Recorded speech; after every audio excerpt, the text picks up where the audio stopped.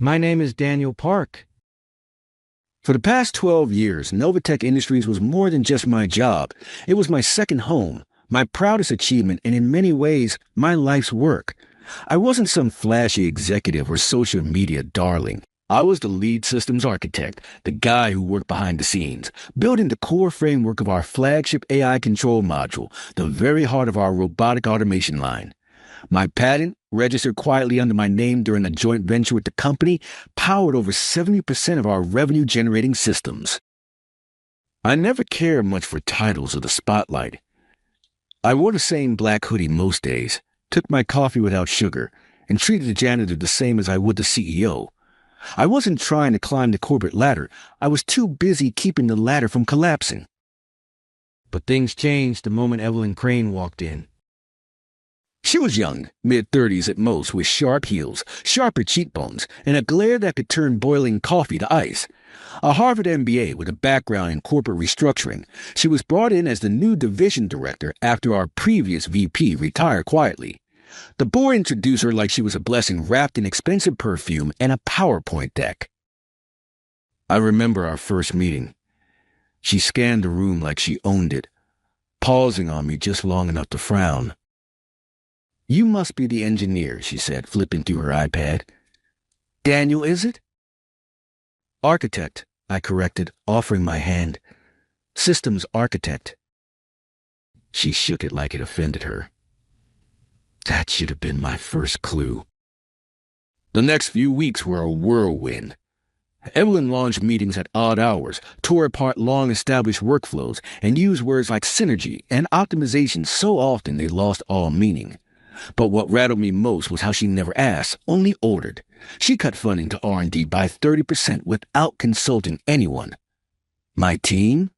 Cut in half. I tried to offer insight. I showed her data, performance metrics, project timelines, risk assessments.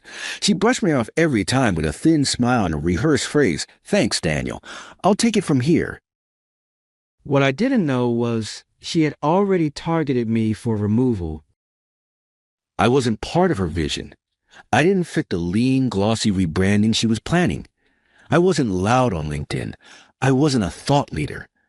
I was just the guy in the corner office who quietly held up the entire infrastructure. Then came the final blow, an HR meeting with no warning. "We're restructuring," Evelyn said coldly, sitting across from me with folded arms and a smug look. "Your position has been made redundant." I blinked. Redundant? Evelyn, I created the architecture you're... "Obstacles like you don't belong in a listed company," she interrupted. "It's not personal. It's strategic." She slid a folder across the table. Severance papers. I stared at her, stunned. She didn't know. She had no idea. She had just fired the man who held the patent that kept Novatech alive. And I wasn't going to tell her. Not yet. The moment I stepped out of that HR office, folder in hand, something inside me shifted. I wasn't angry, not yet. I was numb, walking through the halls of Novatech like a ghost. People I had mentored for years avoided my eyes. A few offered awkward nods like they already knew. Word travels fast when a new boss wants to make a name for herself. I was just her sacrificial lamb, an easy way to show the board she was cleaning house. Back in my apartment, I dropped the folder on the table and sat in silence. No TV, no music. Just the sound of city traffic humming outside my window. I kept replaying her words in my head. Obstacles like you don't belong in a listed company. It was laughable. Evelyn thought she had power because she had a title. She thought I was just another name on a spreadsheet. What she didn't realize, what no one at the company knew, was that Novatech's entire robotics division still ran on my code, tied to a patent I owned independently. During the early days, when Novatech was just a scrappy startup with barely any funding, I had negotiated ownership of the system's core algorithm. It was a risky move. They couldn't afford to pay me what I was worth, so I offered them a license instead. Exclusive use, as long as I was employed. The minute I wasn't, they'd have to renegotiate or shut everything down. The clause sat quietly in a dusty legal file. No one had ever questioned it. In fact, most of the current executives had no idea it even existed. Only the original founder, Mark Tobias, had signed off on it. But Mark had retired 2 years ago and moved to Switzerland. Evelyn? She never read the old contracts. She was too busy modernizing. But now I had a decision to make. I could walk away. Let them crumble slowly under their own arrogance and inefficiency. Or I could make them feel what it's like to rip someone out of their life's work without knowing what they just triggered. And there was another layer. My former team, some of the brightest engineers I'd ever worked with, were struggling under Evelyn's regime. Overworked, undervalued, silenced. I had mentored those kids, watched them grow from interns to innovators, and now they were suffering because one woman's ego demanded total control. The more I thought about it, the more the numbness burned into resolve. She fired the wrong person. She wanted to play power games? Fine.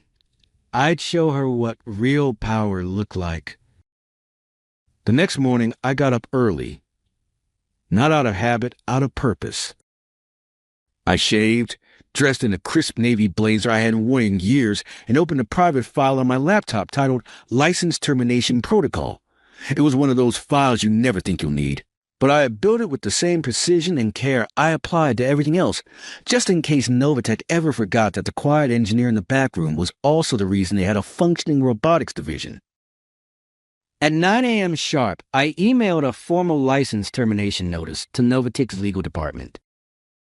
Subject: Termination of Patent License Agreement, Notice of Revocation. I attached all supporting documentation, my patent registration, the original licensing contract signed by Mark Tobias, and the clause stating that the agreement was contingent on my employment status. I made it very clear that as of 9:01 a.m., the company was no longer legally permitted to use or distribute any product based on my technology. 10 minutes later, my phone started ringing non-stop. By noon, my inbox was flooded. Legal, HR, operations. Even the CTO, Gregory Hines, a man who once called my work unsexy but essential, was trying to schedule an urgent chat. I ignored every message. Instead, I paid a visit to someone who could help stir the pot, Samira Lane, a tech journalist I'd known for years. Samira met me at a small cafe downtown, notepad in hand, eyes gleaming like she already smelled blood in the water. "You're telling me," she said slowly, "that Novatech's entire robotics platform, Automata-Os, was built off your patented system?" I nodded. "And as of this morning, they no longer have the right to use it." "Jesus," she whispered. "Do they know what that means?" "They will when their customers start calling." Samira didn't need more. She was already drafting headlines in her head. We spoke for an hour, and by the time I left, she promised me the article would be live by evening. I walked through the city with a sense of calm I hadn't felt in weeks. I wasn't seeking revenge, I was defending my legacy. There's a difference. By 6 p.m., the storm had begun. Novatech's internal systems began malfunctioning, automated test lines grinding to a halt, diagnostic dashboards going dark. Their tech support team, unaware of the legal issue, began pushing patches that did nothing. By 7 o'clock, clients began flooding their helpline. And at 7:42 p.m., the article dropped. Novatech faces major legal crisis after firing inventor of core robotics system. Samira Lane, TechScope News. The article was brutal and thorough.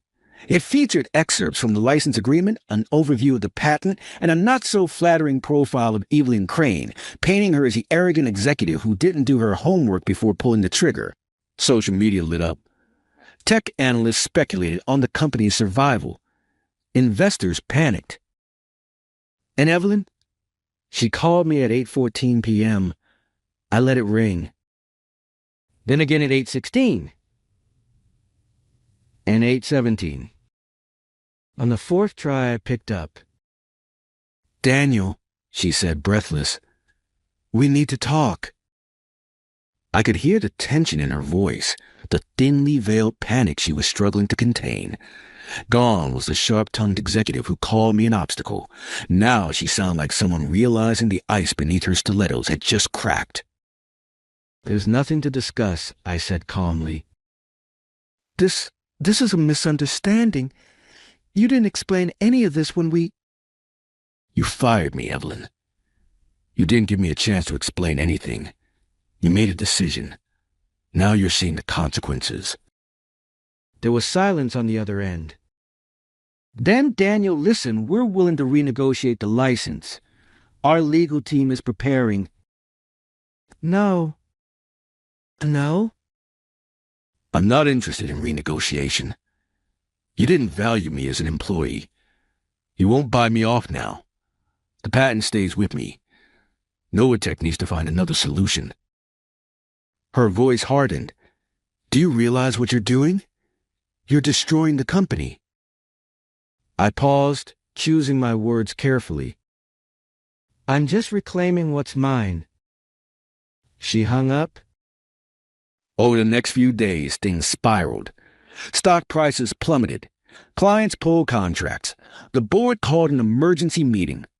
Evelyn's name started trending for all the wrong reasons. Then the twist. On Friday afternoon, I received a call from Mark Tobias, the retired founder. "Daniel," he said warmly, "you made the news."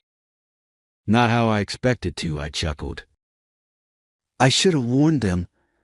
Evelyn was hired for her connections, not her judgment. I'm proud of what you did, and I have a proposal." That caught my attention. I've been watching Novatech fall apart under people who don't understand what we built. If you're interested, the board's ready to remove Evelyn and reinstate someone who actually knows the tech. "You want me back?" "I want you at the helm. CTO. Or higher." I didn't answer right away. I stared out the window of my apartment, the city buzzing below me. The company that threw me away now wanted me to save it. The same executives who once saw me as a background player were now desperate for me to take center stage. I didn't want revenge, but I did want change. And if I had to step into the light to protect the work I'd built and the people who still believed in me, maybe it was time. 2 days after my conversation with Mark Tobias, I stood in the same glass-paneled boardroom where I'd been fired just a week earlier. But this time I wasn't called in as a subordinate. This time I walked in as the man they needed to survive.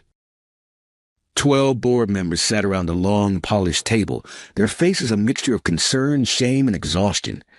At the far end sat Evelyn Crane, still clinging to her composure, though the dark rings under her eyes betrayed how little sleep she'd had. The room was silent as I entered.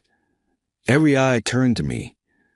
Mark Tobias, joining remotely via video call, gave me a nod. "Daniel," said Joseph Kwan, the acting board chair, "thank you for agreeing to meet with us." I took my seat, folded my hands calmly on the table. "I'm not here to save Novatech," I said flatly. "Let's make that clear." A few board members shifted uncomfortably. Evelyn didn't blink.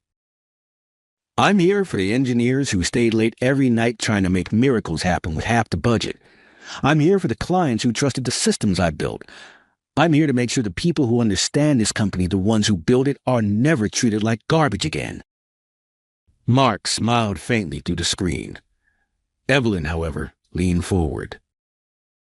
"With all due respect, Mr. Park," she said tightly, "what you've done has severely damaged Novatech's reputation. Clients are leaving. We've lost 3 major contracts in 2 days. Your refusal to negotiate—" I cut her off. "My refusal?" I raised an eyebrow. "You called me an obstacle and fired me without reading the contracts that govern your own product line. You didn't ask a single question before cutting off the man who literally built the foundation of your operations. You didn't just fire me, Evelyn. You fired the code." Her jaw clenched. "Let me explain how this is going to go," I continued. "I'll agree to relicense the patent, but under new terms." Joseph leaned forward. "We're listening." 1. I began, holding up a finger. Evelyn Crane is removed immediately as division director, not reassigned. Removed. A murmur swept the room. Evelyn opened her mouth to protest, but I held up a hand. 2. My original team is reinstated with full back pay and guaranteed budget autonomy for the next 2 fiscal years. Daniel, Evelyn started, but this time Joseph raised a hand to silence her. 3. The company formally acknowledges its dependency on my system and restructures its governance policy to ensure no single executive can make unilateral termination decisions in technical departments. I paused.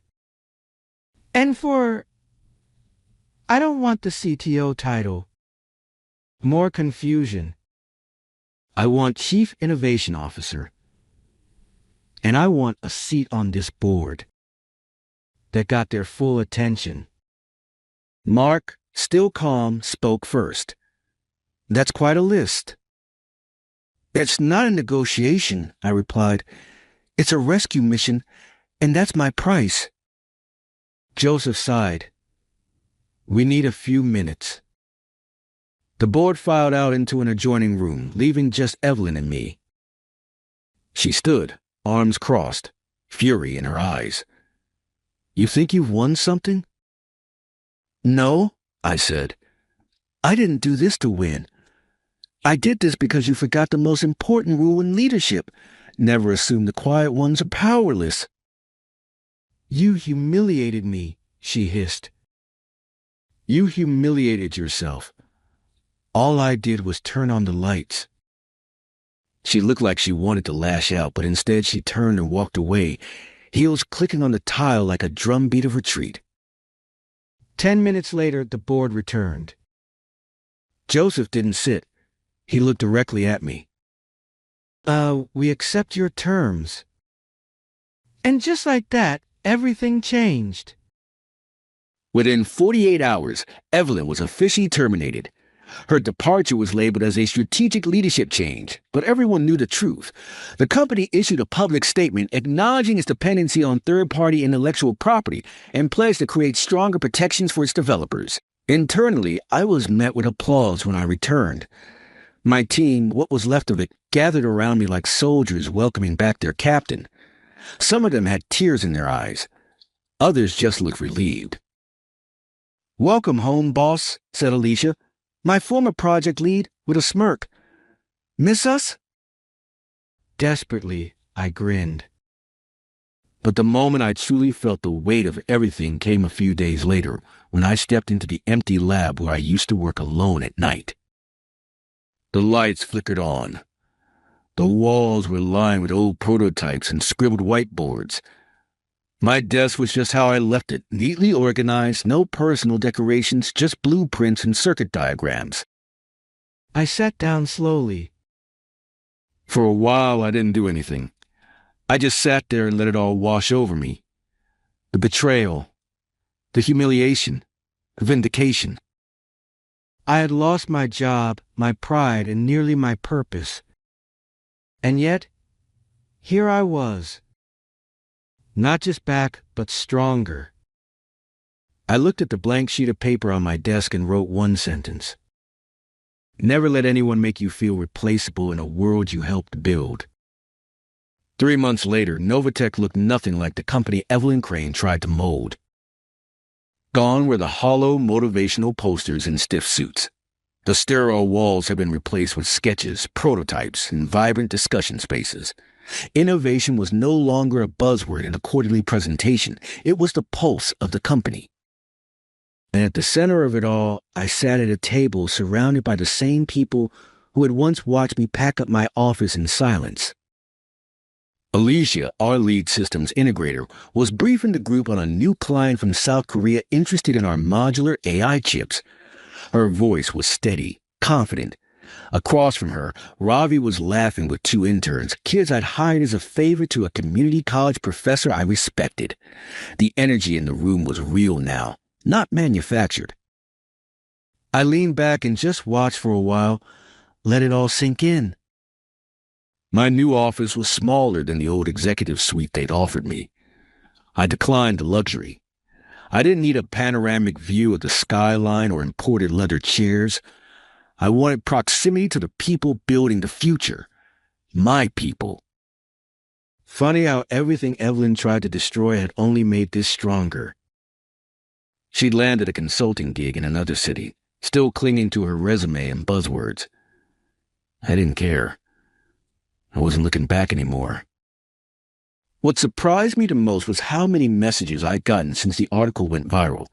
Developers, engineers, even former managers who had experienced something similar. They thanked me not because I embarrassed Novatech, but because I stood up for the ones who never get credit. One message, though, hit harder than the rest. It came from Mark Tobias. Daniel, I watched your interview last night. You didn't take credit for the rescue. You talked about the team, the culture, the future. That's leadership. If you ever want to build something new from scratch, give me a call. I've got a few ideas, and I know a good partner when I see one.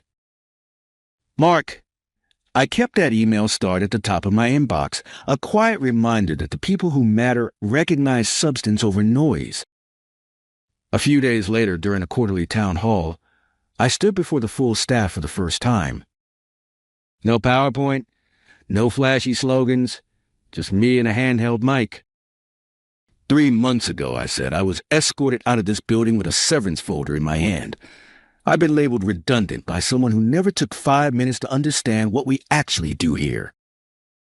A few heads nodded. The room was silent. But I didn't come back to get even. I came back because I believe in this place, in all of you. And I wasn't going to let one bad decision destroy what so many of us spent years building. I paused, letting that hang in the air. This company didn't survive because of one person. It survived because when someone tried to cut out its heart, the rest of the body fought back. Applause started slowly, then built. Not the fake, polite kind. The kind that felt like solidarity, unity. After the meeting, I stayed behind to talk to people. One by one, they came up to thank me, not for saving the company, but for proving that value isn't measured by job titles or how loudly you speak in meetings. Later that evening, I walked the floor as teams wrapped up their shifts. I stopped by one of the test bays where a new prototype was being calibrated.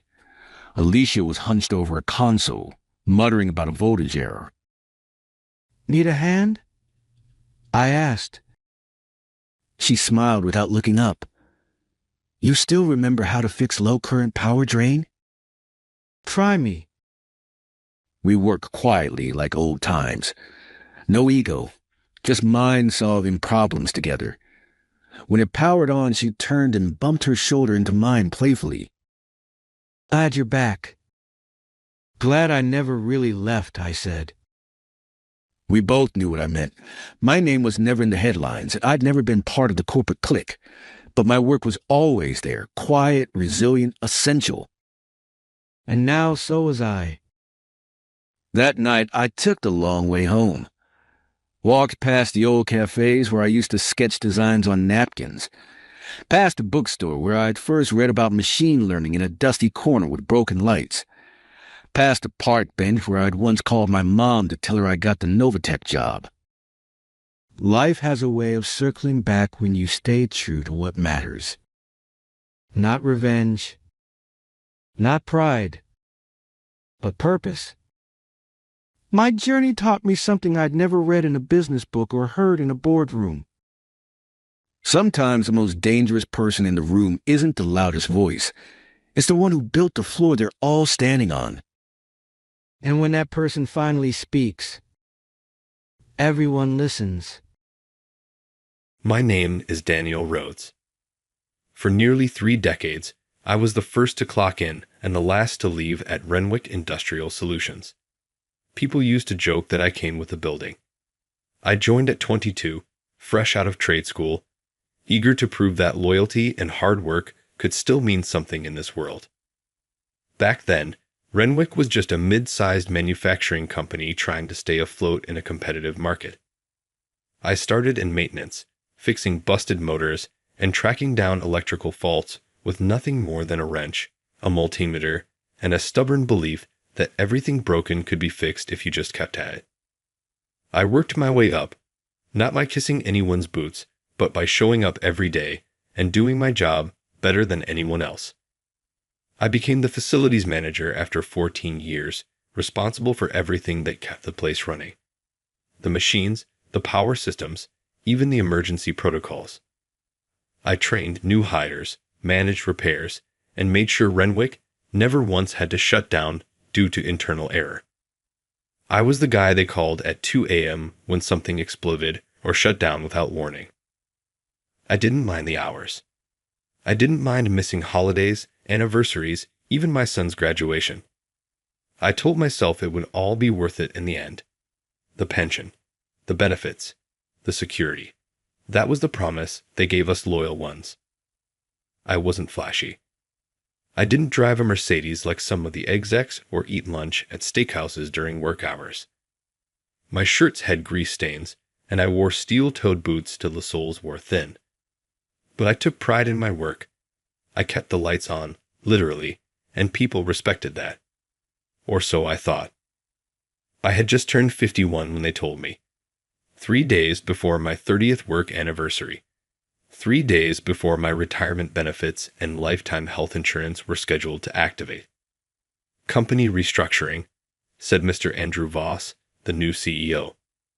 He was maybe 35, fresh from some Ivy League school, with perfect teeth and the kind of handshake that felt like a limp fish. You understand how business works, he said with a smile I'll never forget. Smug, rehearsed, the kind you give someone right before you stab them in the back and ask them to thank you for it. He handed me the termination papers like it was nothing. No farewell party, no handshake from HR, no gold watch or framed certificate. Just a printed severance check, a generic thank you for your service, and an empty cardboard box for my things. I didn't argue. I didn't yell. I didn't even blink. I signed the papers, gathered my tools, and walked out the front door for the last time. But as I drove home, gripping the steering wheel tighter than I should have, one thought kept burning in my mind like a fuse waiting to ignite. You don't get to erase 30 years with a smile and a pen. That night, after everyone had gone to bed, I sat at my kitchen table in the dark and made one single phone call. When I hung up, I poured myself a glass of whiskey, took a deep breath, and waited.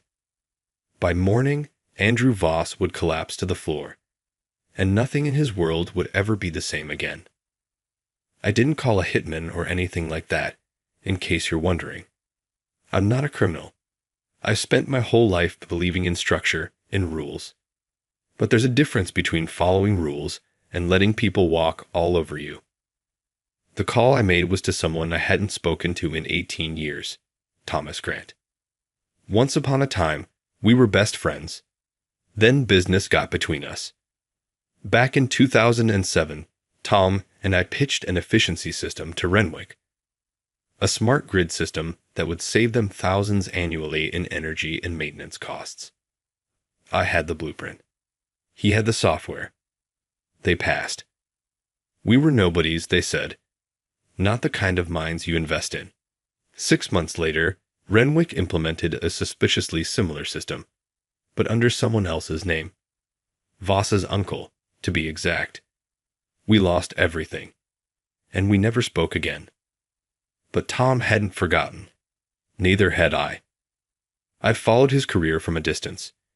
He'd made a name for himself after Renwick, quietly, under different company names, all while collecting evidence of corporate theft, data manipulation, and patent infringement. Turns out, Renwick had a long history of exploiting their lower employees. I wasn't the only one tossed aside right before their benefits kicked in. And now Andrew Voss, smiling, perfect-suited Andrew, was carrying on the family legacy. The call that night was short.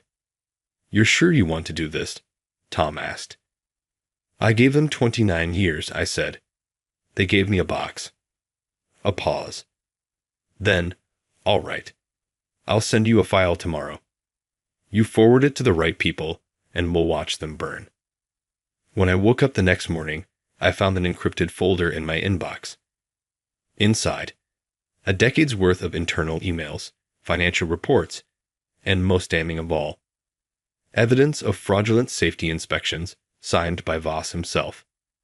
It wasn't just unethical. It was criminal. But here's the thing about corporate corruption. It's never enough to have the truth. You have to know where to drop it so it explodes. I didn't send it to the police.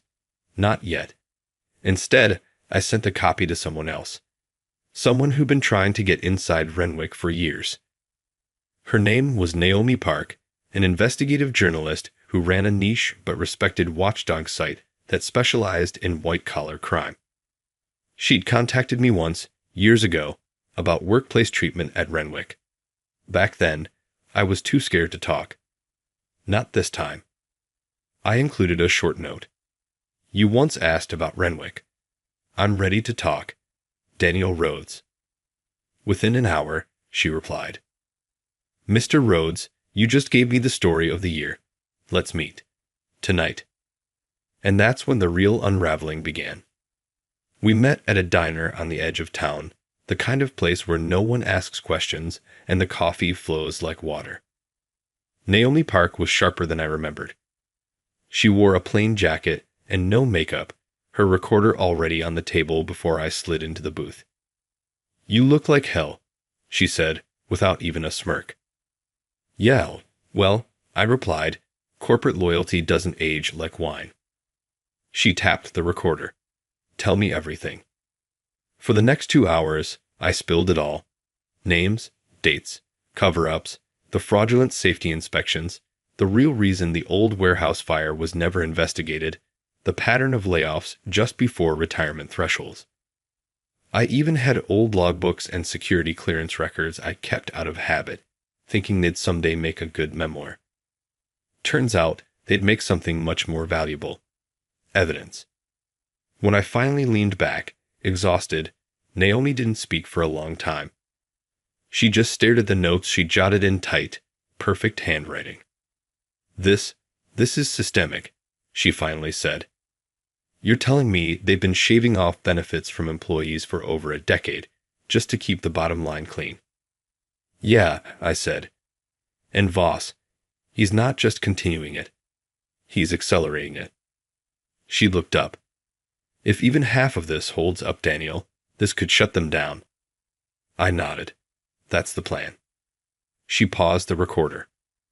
Are you ready for what happens next? I didn't answer immediately. The truth was, I wasn't. Not entirely.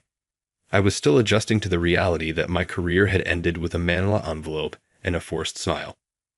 But something deeper than fear had taken hold. A quiet rage, the kind that didn't burn hot, but cold and precise. I was ready enough.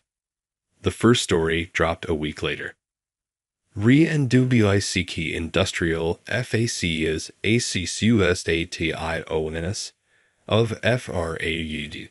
Employee ABUSC screamed the headline across every newsfeed I scrolled through. Naomi had done her job well, backed every claim with records, quotes, scanned documents. She even published excerpts of Voss's emails, where he joked about trimming the old fat before pension season. My phone didn't stop ringing. Old coworkers, former supervisors, even a few of the execs who had avoided me in the break room now wanted to talk. Some were furious, others grateful. Most were stunned. But not all the reactions were positive. 2 days after the story broke, a black SUV parked across the street from my house. A man in a suit watched my door from the driver's seat.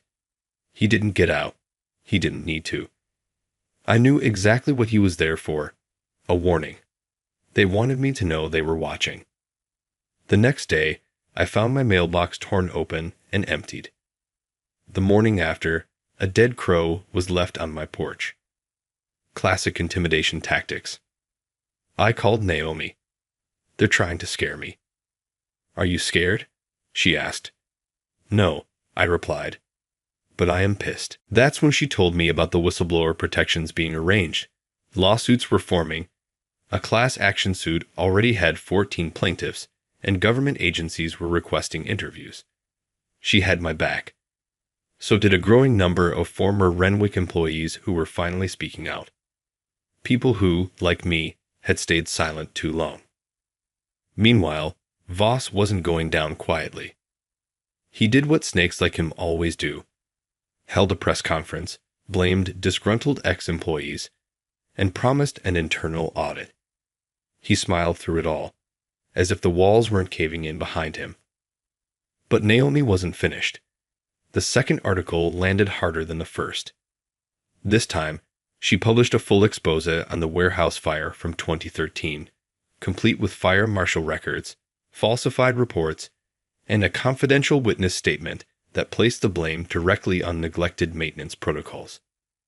And that's when it happened. The board suspended Voss pending investigation. Internal documents began leaking from panicked executives trying to cover themselves. Stock prices tanked. Investors began to bail. And me?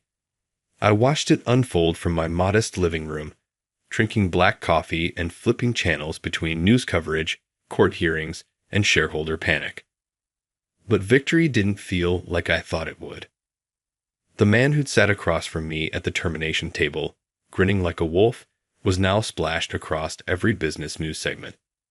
Words like fraud, lawsuit, and criminal negligence followed his name like a funeral procession. And still, it didn't bring me peace. Not yet. One night, 2 weeks into the fallout, my son Marcus came by. He worked construction now. Rough hands, sunburnt skin, honest work. We hadn't always been close. I missed a lot of his milestones chasing job deadlines and emergency calls. He stood in my kitchen, watching me stir soup on the stove. "I saw the news," he said. I nodded. "You really did it, huh?"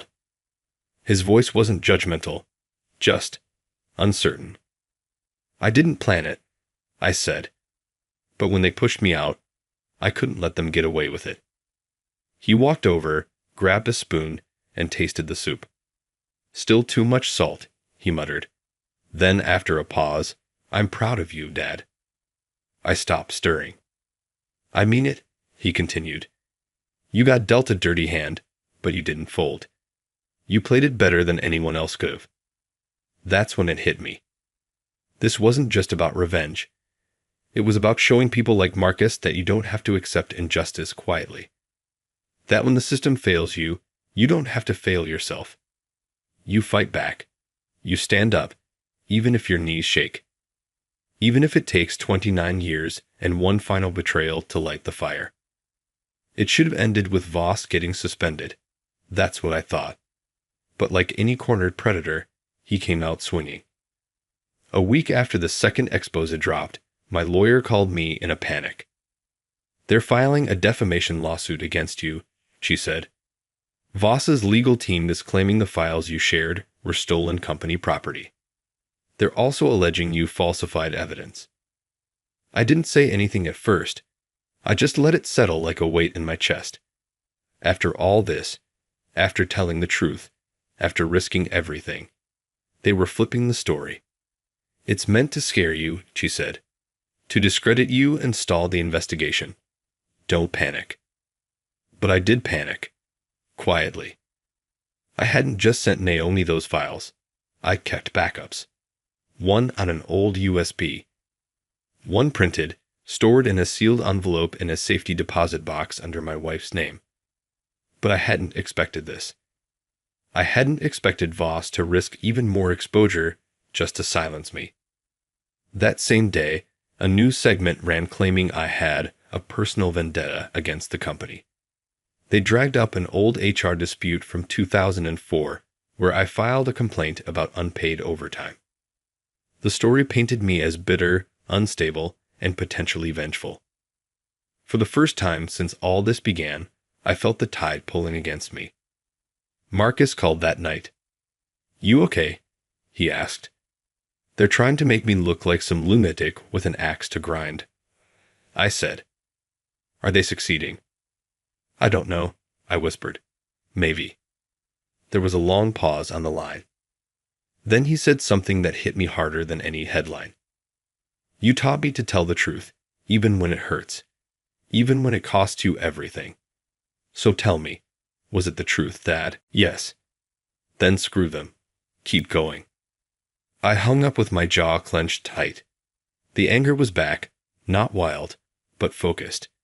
And I realized I had something Voss didn't. Something none of his smug lawyers or polished PR consultants could fabricate. People. The very ones he discarded like trash were now willing to stand beside me. The next day, I called Naomi. I want to go public, I told her. You already are, she replied, sounding confused. No, I mean me, on camera, my face, my voice, the whole thing. I want them to know I'm not hiding.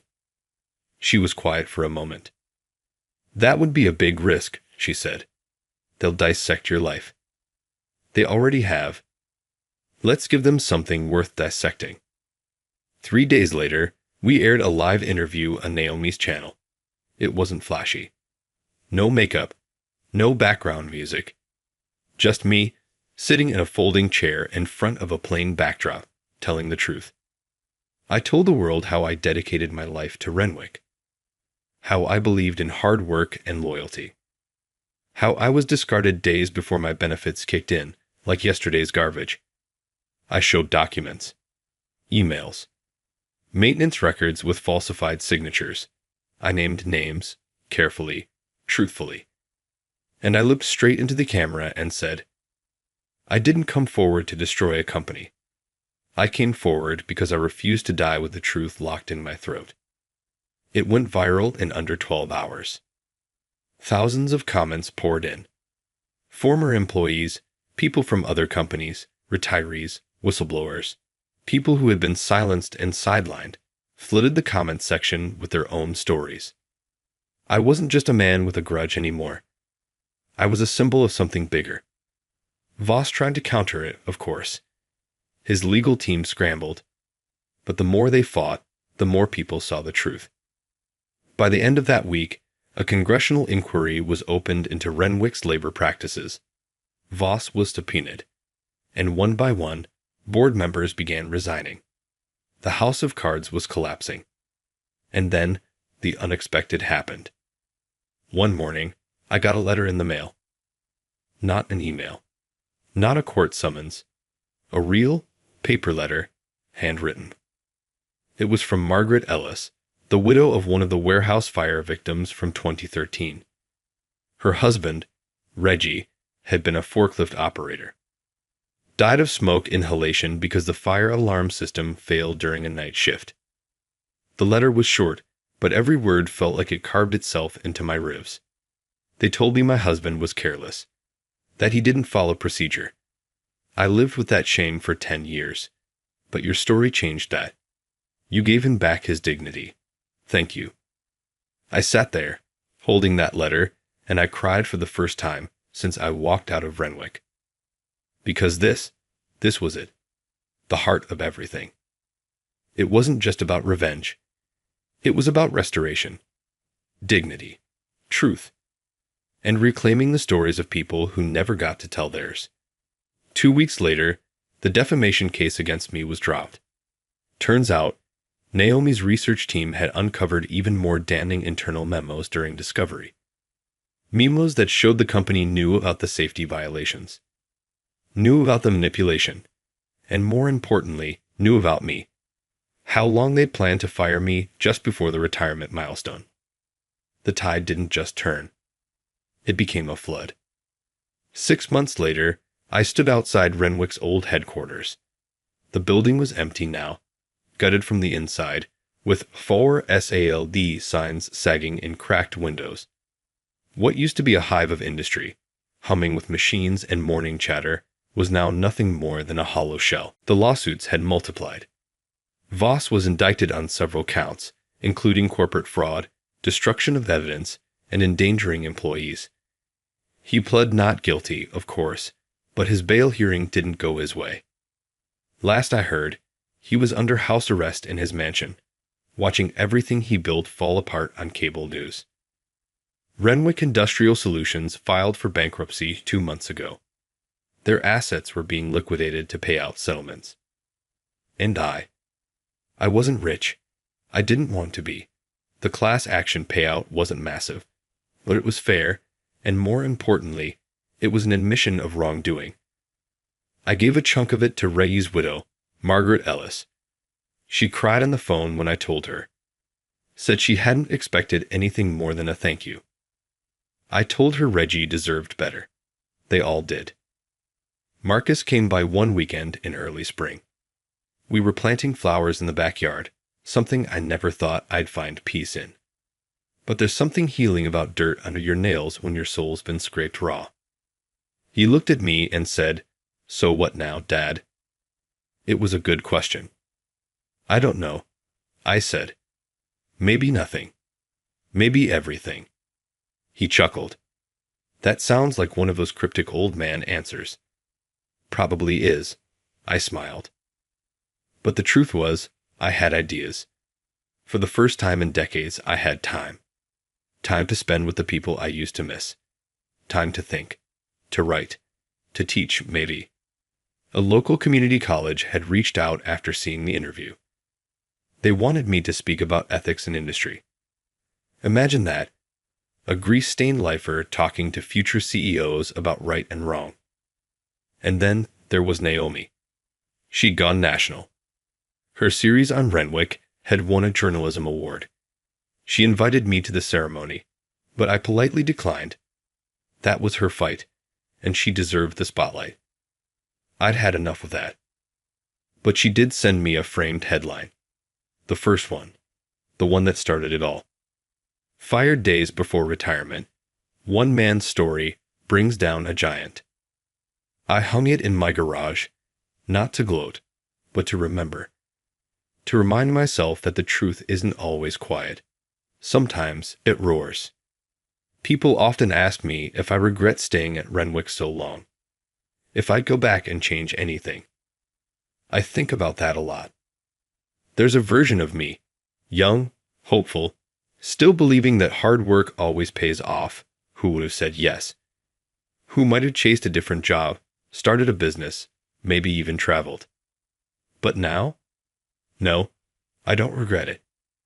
Because if I hadn't stayed, I wouldn't have seen how deep the rot went. I wouldn't have known what they did to people like me, and like Reggie. I wouldn't have exposed them. And more than anything, I wouldn't have found my voice. You go through life thinking being quiet makes you strong. That loyalty is the same as dignity. That you take what's given and keep your head down. But sometimes dignity is leaving the job you gave your life to, head held high, and saying, "You don't get to erase me." That's the thing no one tells you. You don't just work a job works you. And if you let it, it'll carve pieces from your soul until there's nothing left but a shell and a uniform. But if you fight, if you speak, if you refuse to be forgotten, you get to take those pieces back. I still wake up early, out of habit. Still make black coffee. Still tie my boots before stepping outside, even if it's just to feed the dog or rake leaves. But now, when I look in the mirror, I see someone different. Not bitter, not broken. Just a man who got tired of being quiet and decided to make a little noise.